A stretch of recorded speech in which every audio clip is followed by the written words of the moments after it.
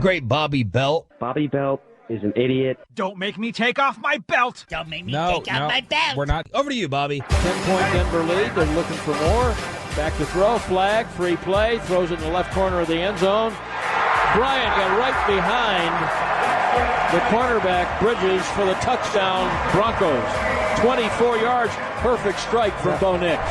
So you want to sell? Well, let's figure out who you have that anybody would even want to buy.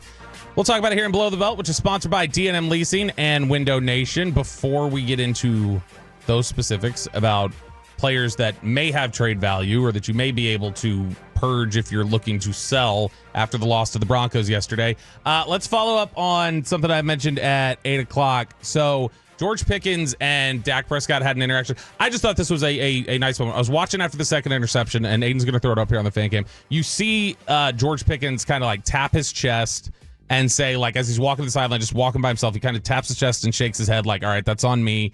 And this was after the second interception. But then he goes over and he has what looks like a pretty productive conversation with Dak Prescott. And we've seen so many different times where, George Pickens has been willing to throw people under the bus and been willing to say that, well, it's not me. I'm not the problem in Pittsburgh. This is something where he's clearly like syncing up with Dak and telling him like, hey, let's figure this out. But productive stuff and something that I don't know that you saw from Pickens in Pittsburgh. You don't see it from Lamb. You didn't see it from Lamb here the past couple years with Dak on the sideline. I mean, honestly, they don't have a lot of conversations like that. They'll talk on the sideline, but it's not usually anything where it's like CD goes and finds him or something like that, because that's what Pickens did. Pickens got on the sideline. No, but CD really bad body. This is in the past. Bad body language, frustration, and he has taken accountability for it and been like, I need to be better. I need to improve in terms of my leadership. So this is George going over with the handshake as well after the pat on the chest saying, that's on me. Yeah, and pointed to, and like not only that, like, but you could tell, took off his helmet, wanted to look at him face to face. I just thought it's a very small thing, but after that second interception, I saw it and I was like, I think that shows that's not contract George Pickens. George Pickens isn't thinking about his contract right in that second. Like when we wonder how much of some of the stuff he says publicly, is it just about trying to get paid? I don't think that's trying to get paid. I think he has a connection with Dak, and it matters. Write the check, 33. Yeah. Put 33 on that check. Big fan. Let's go. All right, now let's talk about trading him. Okay, so that's option two. I think everybody's really high on George Pickens at this point, and feels really good about him. But if you are going to sell, you just have to evaluate who do you even have that would be of interest to anybody. Yeah, and yesterday in the poll of how yesterday's game affects your view on the trade deadline, sell, this is really emotional, but sell is doubling up all the other options. The Cowboy fans want to sell. 48% of 1,900 votes. 30% say don't sell, but don't trade for help. And 21% say still trade for help. So I will give you the names that I think are legitimately, you could not necessarily going to get a first-round pick for, but you would find a team that would say, we'll give you something for that. Even if it's, some late-round draft capital or it's another player they'd be willing to swap or something like that.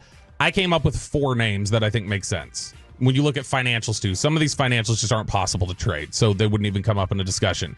And then there's some others we can just look at as like, these are maybes depending on the circumstance. Number 1, though, is George Pickens. George Pickens would be the guy that would make the most sense to be able to move right now, because he's somebody who is in the last year of his deal, so he's not on a super expensive deal. Somebody could take that contract on for the rest of the year. They could tag him. They would be able to have team control of him for a little bit, not even have to worry about does he want to re-sign here, because they could tag him for 2 years if they wanted. But George Pickens is one that I think you absolutely could get something in return for it. Now, like teams would I would imagine some teams will call Dallas about him and just say, are you guys committed to him? I'm not trading him for a first. I haven't put that. No, I'm not doing it for 1-1. Not. He gives Dallas their superpower. That type of chemistry right there and what we've been hearing behind the scenes and from Dak, that to me is invaluable. So I'll label it like I did the Micah deal. You got to blow me away. You got to give me an offer to where I don't have to think a long time, and I'm like, okay, all right, I'll do that then. But I'm not doing it for a first-round pick. Sorry. That's me. Chop. Not even if it's the number 15 in the first round. And I don't know if somebody would give you a first. I would take a first. I think some teams would try to get away with a 2. You paid a third. We're going to give you a round up. And we're paying him. Yeah, we're going to give you a round up. We got to pay him. We don't even know if he wants to be here. We don't know if we're going to get the same guy you got, so we'll give you a 2. But I don't know that a team would offer you a first. So I would probably do it for a 1. Reluctantly, I would do it on a 1. Having 3 first-round draft picks in a single season it's not totally unheard of, but it's damn near unheard of in this league. Yeah. And when you've given away 4th-round picks, like they're going out of style over the last couple of years, including a third of Pickens, right? Which has been worth it, well worth it. You need bodies, and you've missed. They've missed on some firsts too. Missed on a lot of defensive players since 2020. They have. Outside of Micah, right? Outside of Micah, really. So I would do it. I mean, this team is. I don't think they're particularly close. Yeah, Pickens does give them this unique skill set and cheat code on offense. They're just too far away to me. They need so many players. I would get the first, and I would trade it down, and I would trade down the Cowboys 1. I would probably trade down the Packers 1, and I would just stockpile, man. Just set it up. So there's the option. I know I wouldn't imagine there's anybody who really wants to trade George Pickens at this moment. Yeah, I don't want to. I want to sign him, but like reluctantly, if someone's going to give me a 1, it's there as an option. The other is Jalen Tolbert. That's the other receiver in the room that you could probably get something for. It's not going to be a large sum, but could you get the Mingo deal? No, you couldn't get a 4th. Well, unless Jerry's calling himself. Right. You could get what I imagine you could get is you could get somebody who is a similar player to him, like in a similar circumstance of like, this isn't working out for us. He's been fine, but we're gonna move on from this player. We'll swap you for yours. Sure. You can get that, or maybe something later on, because I know there are teams out there who will look at it and go, we can take 50 catches, 700 yards, and 7 touchdowns from last year. We can use that in our receiver core, and this will give us 10 weeks to figure out, do we want to keep him? Yeah, and I'm going to throw Choppy a bone here because we busted his balls at the beginning of the season. Kevontae Turpin at receiver has disappointed me. I'm not like I'm personally disappointed. He's been disappointing. He's got 13 catches on the season in 6 games. So I expected more and hoped more and thought we'd get more as the number 3.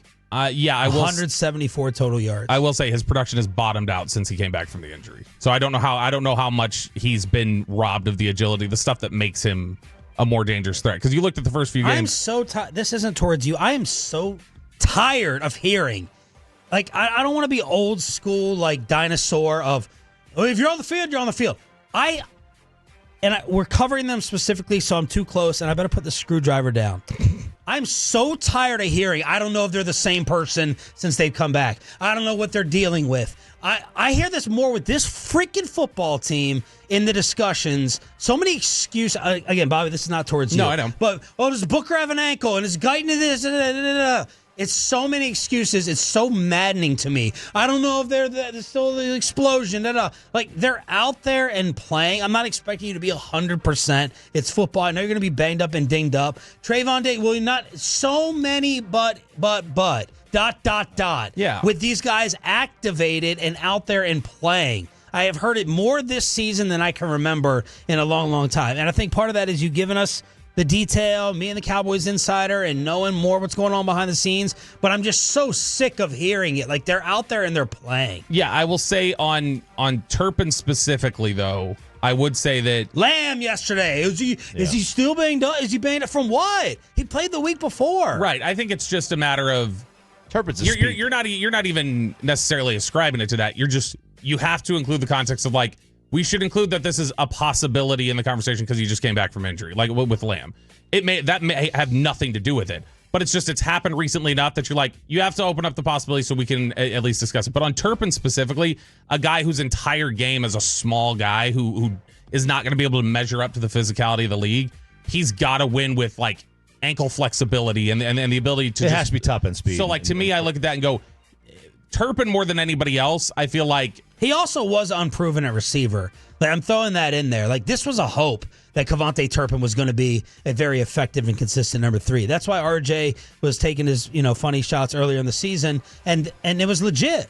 Like, now, not that Jalen Tolbert should be playing over him, but Kevontae Turpin at receiver is a project. Sure, he's a project. Like, you absolutely, he needs to be on this roster.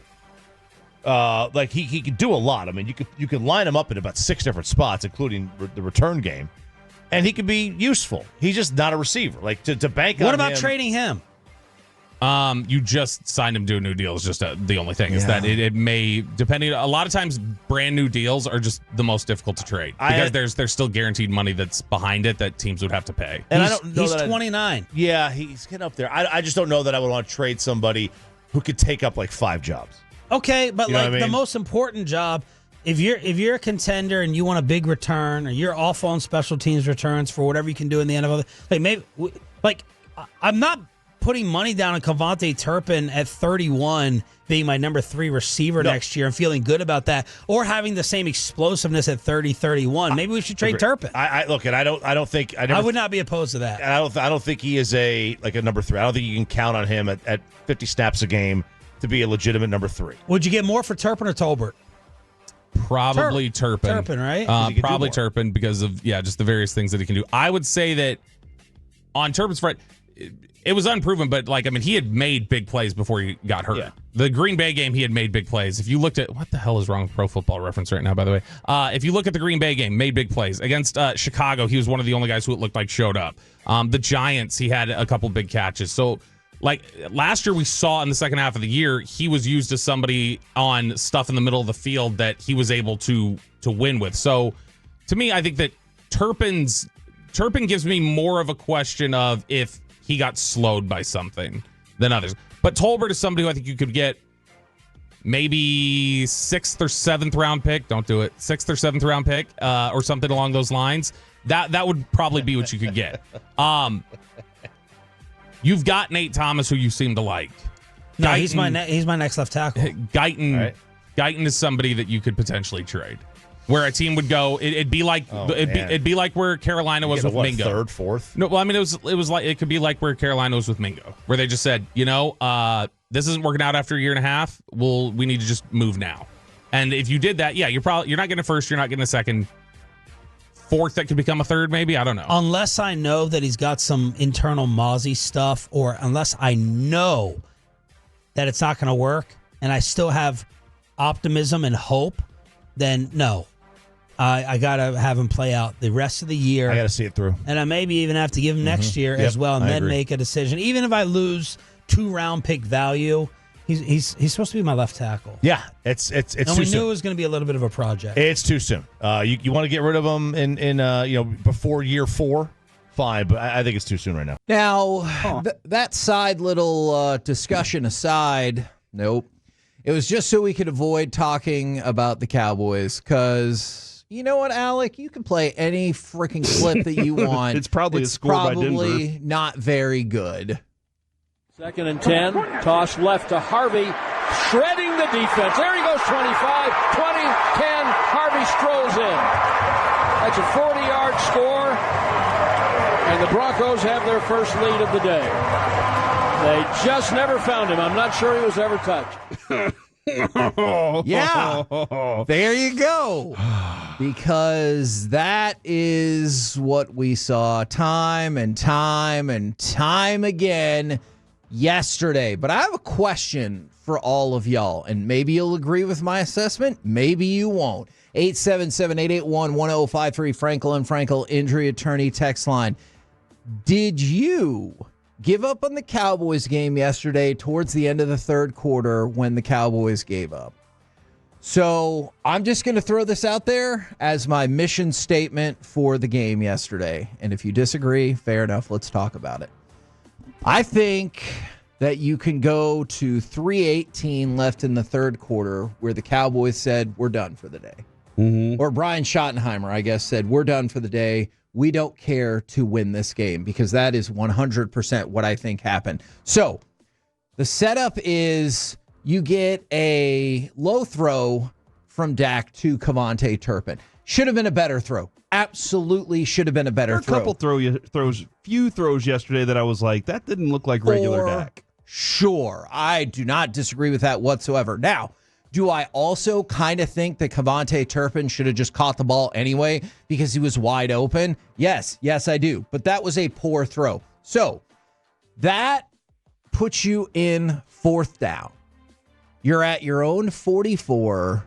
You're down 30-17 with 3:18 left in the 3rd quarter. To me, this specific moment felt like a no-brainer. You got to go for it. You're already down 2 scores, and it's 4th and 6, by the way. You're already down 2 scores, and this thing is ready to completely spiral out of control. And by the way, if you're curious about that, the Broncos' possessions before that, they'd kicked a field goal, touchdown, touchdown. The only other possession they had in between is when they kneeled the ball for one play at the end of the half. So you had given up scores on 3 consecutive possessions. And I was like, well, obviously you're going to go for it. That's why they ran that play. They're like, hey, it didn't work out. We're going to go for it. Instead, they punt the ball.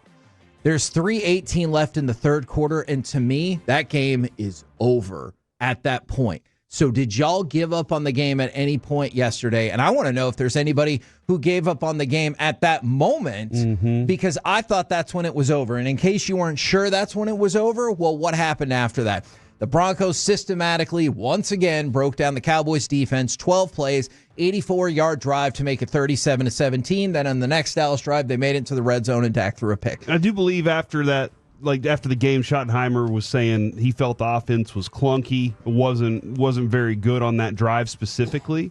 And like, was that the drive you had the Jaden Blue fumble on also? Like he was like, this just wasn't, we weren't good. I didn't feel like we could do it. Then you gave up on the team. Yes. Because you know better. You know what this team is. You're watching it in live action, buddy. You're sitting there watching what they're doing and going, we can't stop crap. Well, and then So then that moment, yes, Kevin, that was a moment where he gave up on them because he didn't believe that they could win that game. And to go along with this, maybe you think it's too harsh and this is how players get better. Why the hell is Jaden Blue in the game as your primary at that point? Like, I thought that was the whole deal going into this is, you know, that was one of the things that Jerry had talked about, that hell, Shoddy had talked about, is, you know, using him in the right situation. I like, and he can be good. He can get significantly better over the years, over the drives, over the games, all of that. The game is on the line. This felt, to me, maybe other people felt differently. That might have just been part of the rotation that they had planned for him. And I hate that. Because you're down 30-17. You scored a touchdown on your first drive to maybe, because you're down by 17 points, bad turnover on the other side of the half. You're down 17 points. You score a touchdown, hold them to a field goal. All right, you just picked up 4 more points. It's 30-17. You score here, touchdown. You are looking at a 1-score deficit going into the fourth quarter. I don't think that's the time when I'm going to see, hey, what can Jaden Blue do for us? Like, that's just not, whether it's rotationally set or not. You don't have another running back.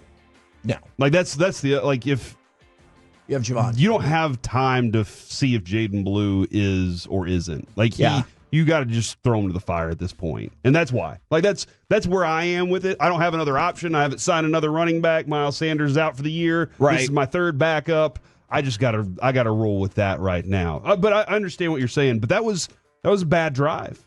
But I agree with you, man. That was a moment when they gave up on the game. Yeah, they were like, well, because again, you know your defense can't stop anybody. Yes, you're watching it happen. Okay, so you know that you have to score every time in order, Kevin. That's why I know that you gave up. Then this is gonna hurt for me to say. I gave up when they had to kick a field goal at the start of the game. Because at that point, I was like, you're going to have to track race this team, and you can't keep up. And you know what? And we're going to need to go longer form on that, because 2 penalties, when the Cowboys had the 3 and out in the first quarter, down 7-3, I was still mad at that moment because you should have had the ball up 7-0. Like, a penalty forced you to kick a field goal, and a penalty allowed the Broncos to score that touchdown. And for the record, I guess I shouldn't say gave up, because I kept watching, but at that point, when you punted the ball, I thought the game was over. And I missed the follow-up question to Schottenheimer saying the offense looked clunky, because my follow-up question, of course, would have been, well, what the hell did you think of the defense? Because, what has led you at that point to think, well, the defense will lock it down. You're going to be down by 13 points going into the fourth quarter. And I realize what the Broncos did to the Giants last week. I think there's a whole lot of different circumstances that dictated that. What makes you think, well, we're clearly going to force another punt here, and then we just need to reboot on offense, get 2 touchdowns, and in the meantime, get another stop? You had been in position where you just picked up the points. That felt to me like a give up. Give up. We don't care about winning this game. Yeah, and I agree with you. I think other people gave up earlier too. I get it. They gave up whenever I did, and I say give up. I just knew at that point, I was like, you can't do that. Yeah. This team, Kevin, we've talked about it since the Carolina game, is when we really said the question was, can you give up a single possession where you don't score 7? The answer is no. And you have to score 40 points. Hell, 40 points wouldn't have even won you the game yesterday. Right. That's what's even worse is how productive Denver was in big gashes throughout the game offensively. And yes, your defense is, what they are. You got to figure out how to protect them somehow. And so you look at the stats for Javonte Williams, you're like, those numbers aren't very great. And then you go, well, were you behind and you had to play catch up? Yeah. And that's what this offense starts to panic and go, hey, my best assets are George Pickens and CeeDee Lamb. Let's use those guys. Yeah. Let's throw. Oh, crap. Well, that we didn't score 7 like we needed to multiple times in this quarter. We are screwed. Yeah, this team, Kevin, has they don't, the identity of what they want to be is not real because of the lack of what they can do defensively. Kevin, offensively, you have to it's like whenever you have to be so perfect all the time. Yep. And that starts to fray and break on you, and you're like, well, now what? And they have no other options. So, because they can't lean on their defense. Like, for example, take that field goal that you talked about. When you score points a lot of the time, not all of the time. No, when you get a turnover. Yes. You should convert that into 7. But they didn't. But just scoring points felt like a loss. Even though they still had to go good bit of a ways down the field. It's not like they got the ball at like the Denver 12. They still had to move the ball a good bit of the ways down the field, but it felt like a loss. It felt like a loss because you only got 3 points. And you talked about it, I don't know, a few games ago. You can't be punting the ball 3 times. You can't. Well, look at their first 5 possessions. In your first 5 possessions, you scored a touchdown, scored a field goal, and then punted the ball 3 times. Banger had the most yards yesterday. Banger had more yards than you had receiving. That is really depressing. He had 242 receiving yards for 246. He had 252 punting yards. Banger was crushing it yesterday. So you said you can't punt it 3 times in a game. Punted 5. And you punted 3 times in the first 5 drives, okay? Yep. Think about this. Think about this for a second. In your first 5 drives, 1 field goal, 1 touchdown, you punted the ball 3 times, but you also forced a turnover. What happens before you get the ball back? You're down 27-10. That's what happens when you have to punt the ball. So once again, I go back to what happened towards the end of the third quarter, and I don't understand in good football strategy confidence how you could think that was the way to go. It boggles the mind. And I'm not discounting. I think you guys are absolutely right. The second and the third possession, I still wonder how different this game could have been. And I see plenty of people who are like, I don't think that you were going to win either way. And maybe you're right. Because it goes back to what was the game where Javonte broke off a big run and then he fumbled the ball? Was that Chicago? Yeah. And so maybe to start the game. Yeah, maybe you were going to get run either way. But I look at that and been like, a foolish penalty and not just running the ball straight up the middle from the 1 again and again and again cost you a touchdown. So it should have been 7-0. And then you got the stop. Think about it. Your first 2 defensive possessions should have been an interception and a 3-and-out with a 7-0 lead. But instead, because my guy, James Houston, bad penalty, and they get to keep the ball. And then 2 plays later, I believe, they score a touchdown. So all of a sudden, you've already forced a turnover and should have been a 3-and-out, and you're losing 7-3. How does that happen? Terrible penalties. Yeah, lack of discipline, lack of focus, lack of belief in what you're trying to accomplish. There's a variety of things that it could be. That's what Schottenheimer's supposed to fix on a weekly basis. The consistency discussions by all their players is concerning to me. Yes. Guys, why can't we find consistency? Everybody in the room knows what their problems are, and there's not enough balance. You have to have a balance on the offense and defensive side.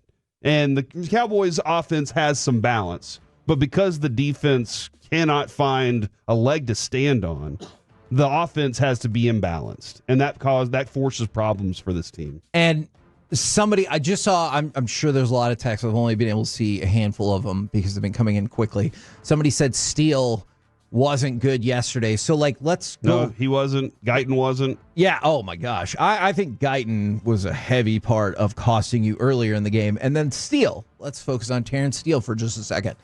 We have the punt that we talked about. Broncos follow-up, 12 play, 84 yards, score touchdowns, 37-17. What happens on the ensuing drive? Dallas moves down the field into the red zone. Dak throws an interception. Was he going to throw the interception either way? Maybe. But you know what really didn't help on that play? Terrence Steele got absolutely worked. And it was just almost it wasn't a straight line because you have to curve around the side. But it almost felt like a straight line to get to Dak to rush the throw. Was he going to throw that interception anyway? I can't say for sure. But what sure as hell didn't help was Terrence Steele getting dominated on that play and having somebody in Dak's face like that. And that's where, again, you have to be perfect on offense. For sure. Because if you can get by, teams can get by with something like that because their defense can make a stop. Yeah. Their defense can make a stop when they need to, and they aren't completely blocked across the entire board. Kevin, go back and watch this film. You're going to hate it. You're going to hate every single time where you go, that offensive line is one man versus one man, and they took the entire defense out of a play. Yeah. And that's what's going to frustrate you even more. Yeah. So actually don't watch the film because I don't want you to be in a worse mood tomorrow. So don't do that. Just trust me on this. Okay. But that's the imbalance that you have, and it's until that's fixed, Kevin, this team is going to be in this place. I mean, how frustrating. Patrick Surtain gets hurt twice, couldn't play in the second half. Cowboys could not take advantage of it. Was that the end? Was that the end of the 2025 season we just saw? Man, it's possible. You know, it's one of those where you look at the schedule, you've put yourself in a pretty tough hole. Now, there are some winnable games. Arizona, I know they're favored right now. I mean, I was saying on the post game, I've seen Kyler Murray. He just turns into Superman. He gets into AT&T Stadium. So this is not going to be an easy one. Vegas, you'd like to think you got a shot. You got the Giants again on the schedule. You got Washington again on the schedule. Philly, I think you play well, especially at home. They almost beat them at the first game of the season. But, I mean, you're going to have to steal one that you don't think that you have a shot. So is that the Lions game? Probably not. Maybe the Chiefs, you're at home. You feel short week. This offense is just looking like night and day. Like, they figure it out at home. They can put up points. But I don't know if it's the communication. Whatever it is on the road, they struggle. So the Chargers, can you knock them off? But, like, it's starting to get close to, yes, the season's lost. Kind of looked like maybe the elevation was getting to CD Lamb. Is that why he kept taking himself out of the game? Did we ever find out? I think it was his ankle. He re-injured it. Not to the significance of how it happened the first time, but he got bumped and it slowed him down in the game, from what I understand. Well, we're on this pattern now of it looking like they're the worst team ever and they might not even win 8 games, and then they win, and it's like, well, maybe if you make a trade, you can be a playoff team, and if you make a couple of trades, maybe you could be a realistic contender. I think Tony nailed it when he said this kind of feels like the team he played for in 2013 that lost to the Broncos and went into Week 17 with a chance to make the playoffs, but ultimately was a disappointment. When this offense is clicking, I think they can beat anybody. Now, they got a gauntlet coming up here with the game against Philly, Detroit, and Kansas City, 3 in a row. The end could come then, and let's consider the fact that this first half of the schedule that they're just concluding and these next 2 are a part of that. The schedule is going to get significantly more difficult, and once you get to late November and into December and early January. So, maybe this we'll be talking about the draft, and a real chance won't materialize. But I do kind of expect them to play better against Arizona, and then the bye week, and then the Raiders. Right now, you have to ask yourself, how many trades would they have to make, and is it realistic that they would actually do that? I think to answer the question, I would imagine this could put some urgency into you, but Stevens' tone today was more reserved and more accountable for not being good than strident of, oh yeah, we got a damn good defense and this thing's gonna, I'm hearing less confidence. He did say we still could be a playoff team. We're going to continue to grind. If we can get some stops, I think our offense will play well. But that's a big if. This defense is not getting any stops. What happened last night was a complete disaster. Absolute embarrassment. To start it off with the run from Harvey and then the wide open players the players are throwing their shoulders up and shrugging, but they're just flat out not good enough.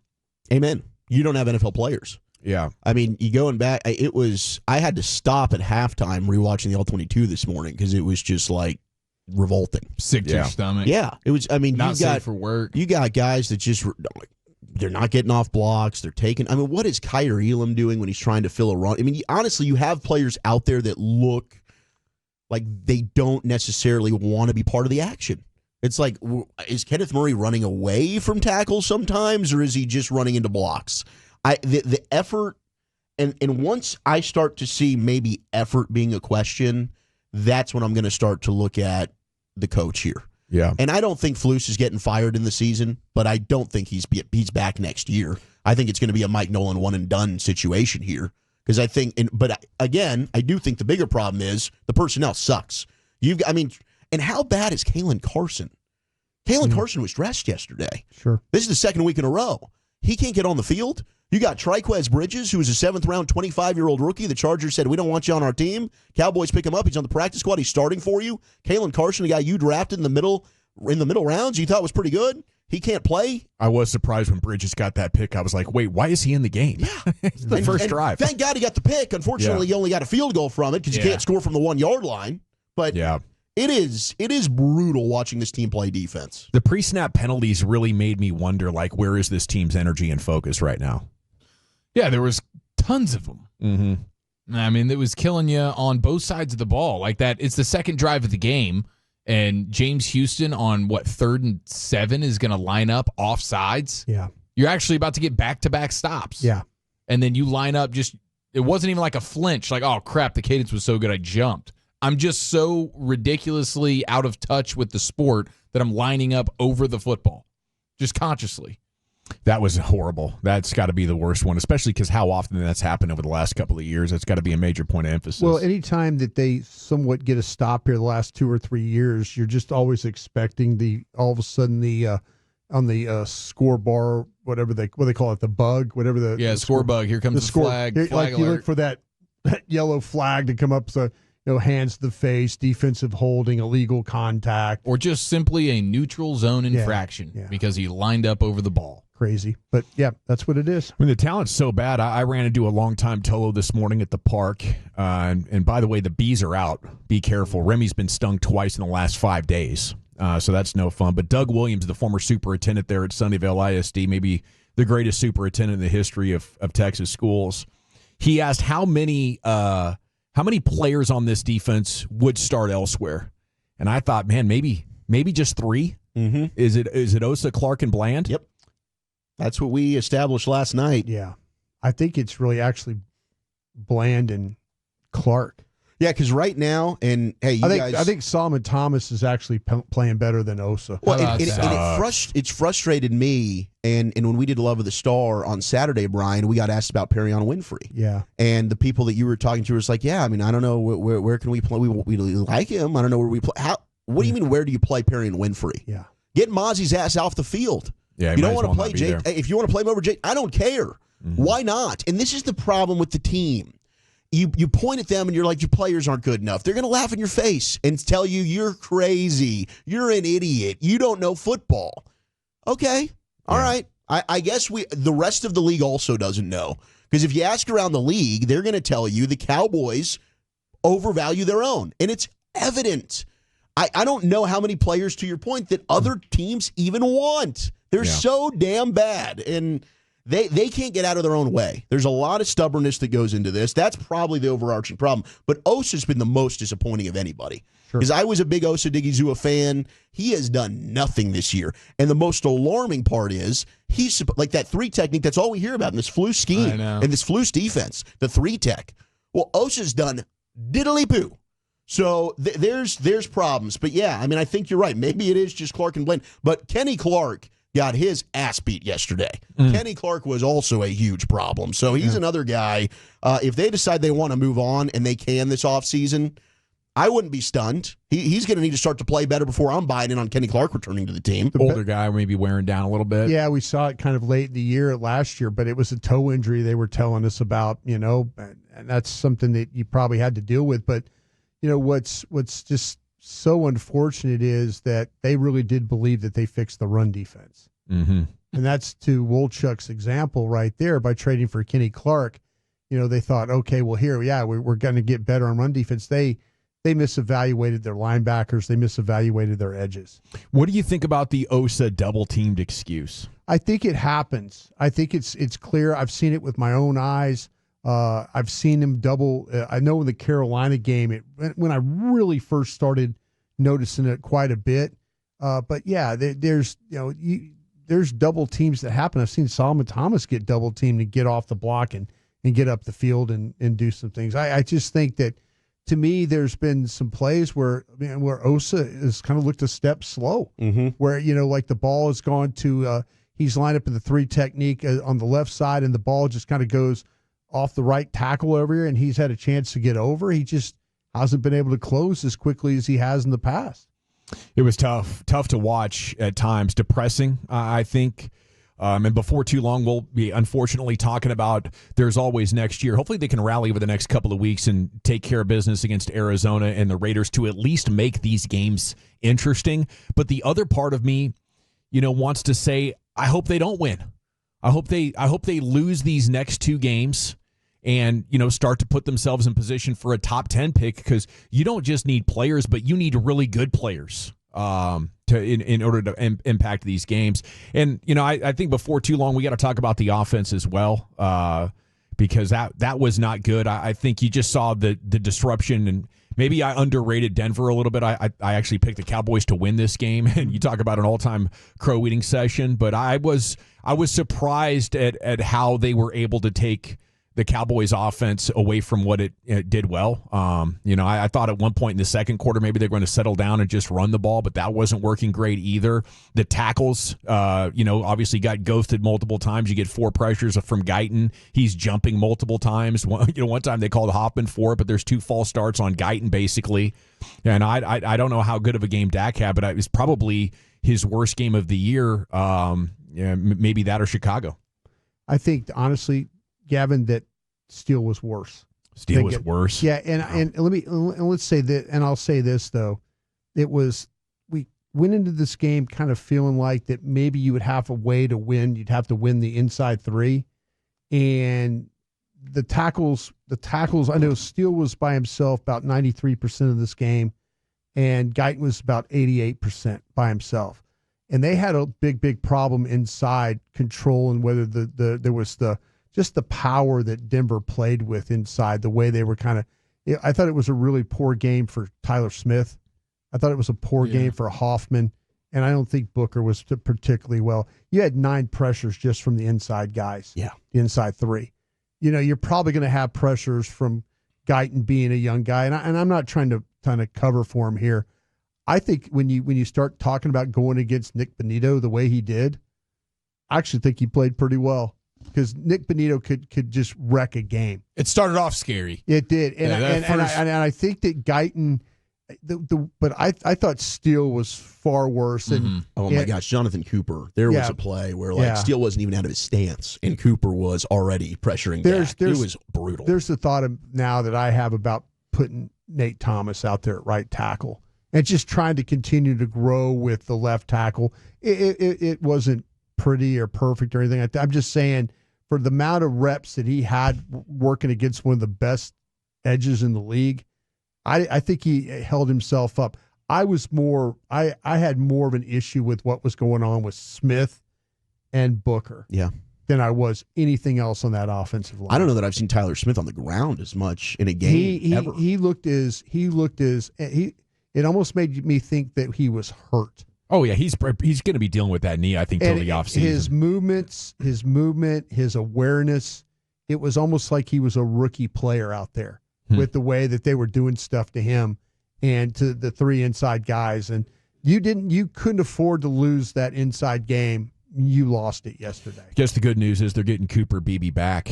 Jerry said last night he does not anticipate them becoming sellers. Not now, no, was his answer. Maybe that changes if they go out there and lose to Arizona. You do have some players that other teams would be interested in, but you would have to make some pretty big, bold decisions about how you want to manage this thing moving forward, and taking on a long-term mindset at midseason just has not been this team's MO ever. I think they are willing to kind of wave the white flag once they're mathematically eliminated, but they'll sort of hold out hope and try to sell that to the fan base to keep people engaged, I think is what we're probably looking at, which is unfortunate, but it's common in football.